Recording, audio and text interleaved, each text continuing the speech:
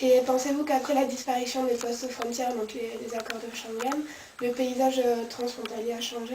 Alors la question du paysage, c'est une question intéressante et en même temps, j'ai envie de dire, qui est un peu décalée. Parce que pour moi, le paysage n'a pas fondamentalement changé. Quand vous regardez côté Irun et côté Hendaye, vous avez un paysage qui est très marqué et très différent. Ce qu'on peut peut-être dire, c'est que le paysage direct de la frontière, c'est vrai que le post-frontière ayant disparu, ou plus ou moins, on a une sorte de continuité, mais une continuité, la rupture existe quand même, d'un point de vue paysager, la rupture continue d'exister. Je suis persuadé que le paysage réellement est changé, quoi.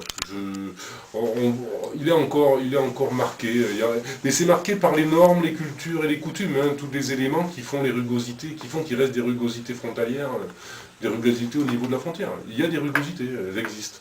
Et ces rugosités, elles sont marquées aussi dans le paysage. La façon dont on construit du bâti en France et la façon dont on construit du bâti en Espagne. Quand vous passez à Irun, que vous voyez les chantiers, vous vous rendez compte qu'on n'est plus en France. On ne fait pas du logement comme ça. Donc voilà quoi. Donc du point de vue de la frontière, du point de vue du paysage, elle reste marquée quand même. Et par rapport plus aux coopérations, on va dire plus politiques, l'Eurocité, tout ça. Ouais. Alors là, si on rentre du point de vue politique, effectivement, on a le consortio, l'Eurocité, tous ces emboîtements qui effectivement autorisent des actions communes. Mais c'est vrai qu'aujourd'hui, ce dont on se rend compte, c'est la difficulté qu'il y a à les mettre en place.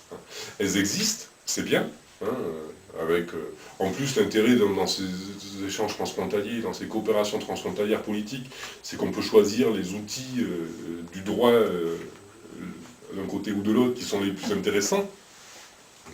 Prendre la logique du consortio, qui est un outil basque sud, c'est intéressant parce que ça réserve de la souplesse. Mais c'est vrai que les rugosités de la frontière demeurent, quoi.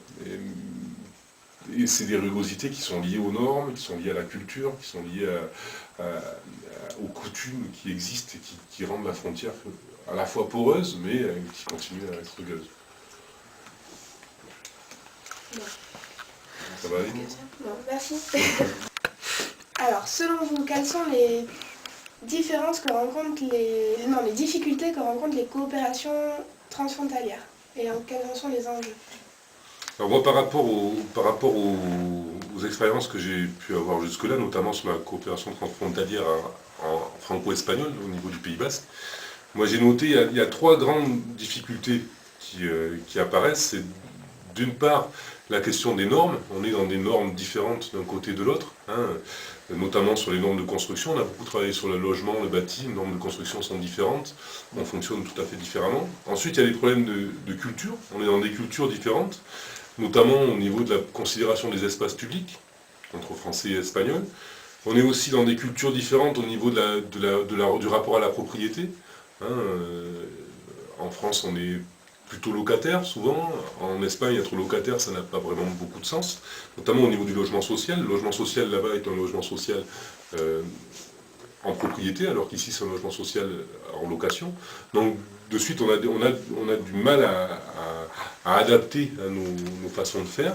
Et même au niveau des coutumes, si on regarde la façon dont, en Espagne, notamment au Pays Basque, ils attribuent les logements sociaux au tirage au sort.